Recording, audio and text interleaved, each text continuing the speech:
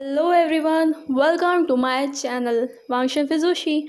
आज मैं आपके साथ Wangxian fan fiction incomplete to complete का पार्ट 9 लेकर आई हूँ। प्रीवियस पार्ट के लिंक्स डिस्क्रिप्शन में है, आप वहाँ पे चेक कर सकते हो। तो चलिए बिना देरी के शुरू करते हैं।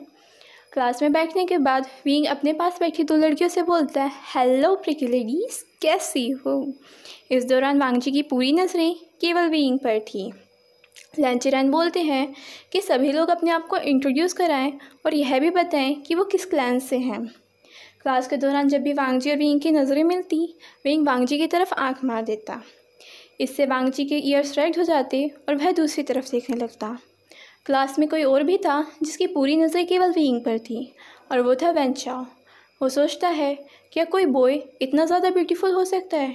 ये तो किसी लड़की से भी ज़्यादा ब्यूटीफुल है। इसे तो मैं अपना बना कर रहूँगा, चाहे इसके लिए मुझे कुछ भी करना पड़े। लेकिन वह नोटिस करते हैं कि विंग का पूरा ध्यान तो केवल वांगजी पर है।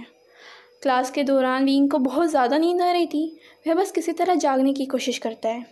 इस पर लैंचरैन गुस्सा हो जाते हैं और वो कहते हैं, क्लास में अटेंटिव रहना ज़रूरी है। विंग पार्ट बनाते हुए बोलता है, पर क्लास बहुत बोरिंग है सर, मैं ही क्या करूं।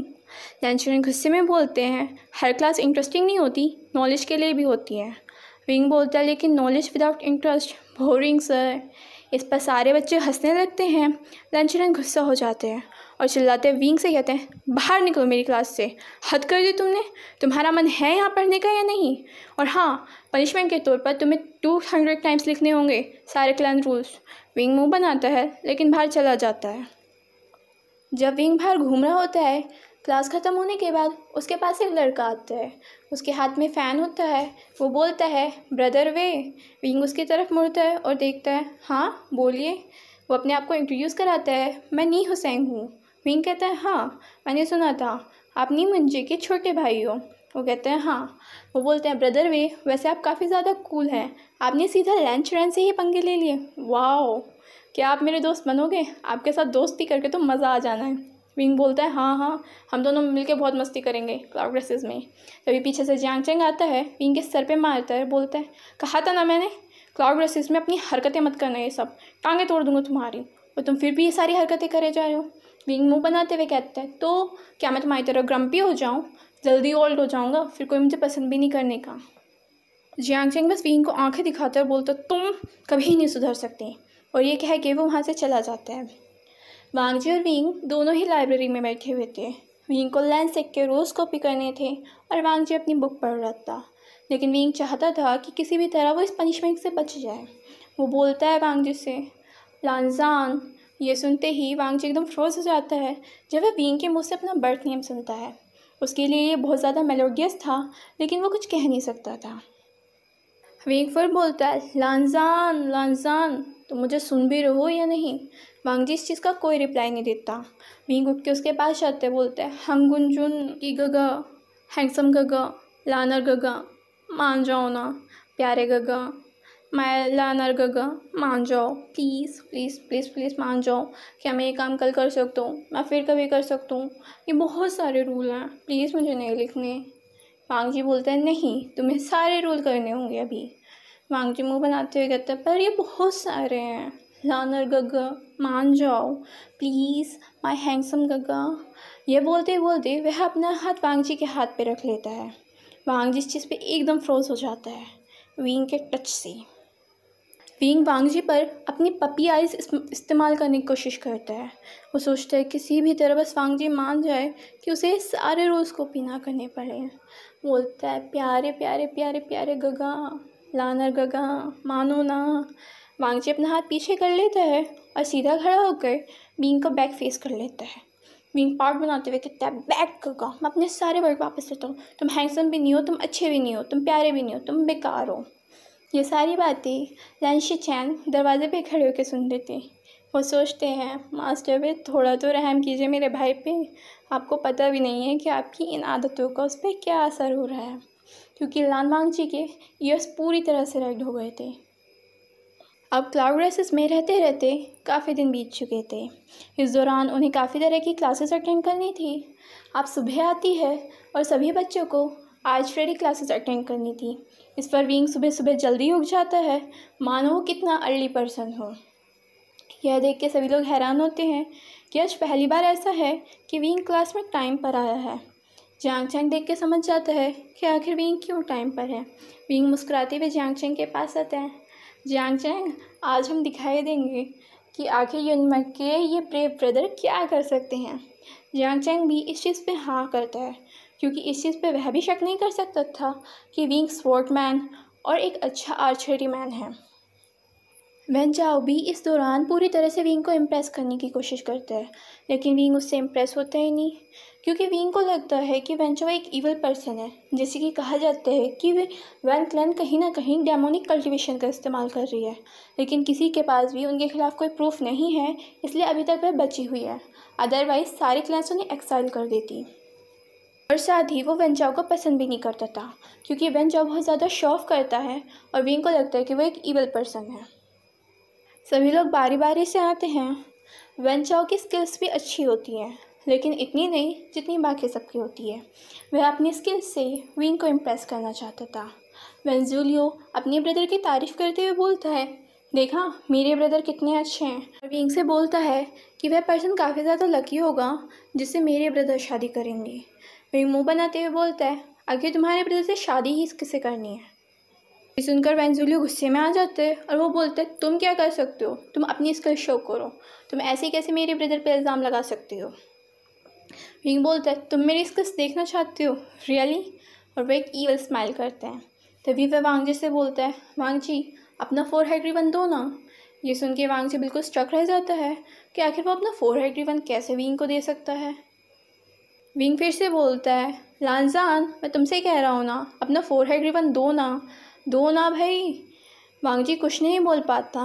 लैन शिचन अपने ब्रदर की परेशानी समझते हैं और मन में बहुत तेज़ की हंस रहे होते हैं। वो सोचते हैं कि किसी दिन मास्टर वे ही मेरे ब्रदर के डेथ का कारण होंगे। इनकी क्यूटनेस और इनकी नोटीनेस, और साथ में इन्हें पूरी तरह से जानकारी ना होना कि आखिर इनके वर्ड्स और इनके एक्शंस का इन पर क्या असर हो रहा है। वांग जी कोल्ड फेस के साथ कहता है, नहीं। विंग बोलता, पर क्यों, दे सकते हो ना। वांग जी बोलता है, नहीं मतलब नहीं। विंग मुँह बनाते हुए कहता है, ठीक है मत दो। तभी वह जियांग चैंग से बोलता है, जियांग चैंग तुम मुझे कुछ दो ना आँखों पे बांधने के लिए। जियांग चैंग सर में मारते हुए कहता है, नालायक, उसे क्यों परेशान करे जा रहे हो जब से। तुम्हारे हाथ में भी तो रिबन बंधा हुआ है ना, उसे खोलो और बांध लो। विंग बोलता है, ओह मैं तो भूल ही गया था, मेरे हाथ पे भी तो ब्लैक रिबन बंध रहा है। जियांग चैंग आँखें घुमाते हुए कहते हैं, तुम्हें याद ही क्या रहता है। विंग बोलता है, तुम याद रहते हो ना, और क्या याद रखना है।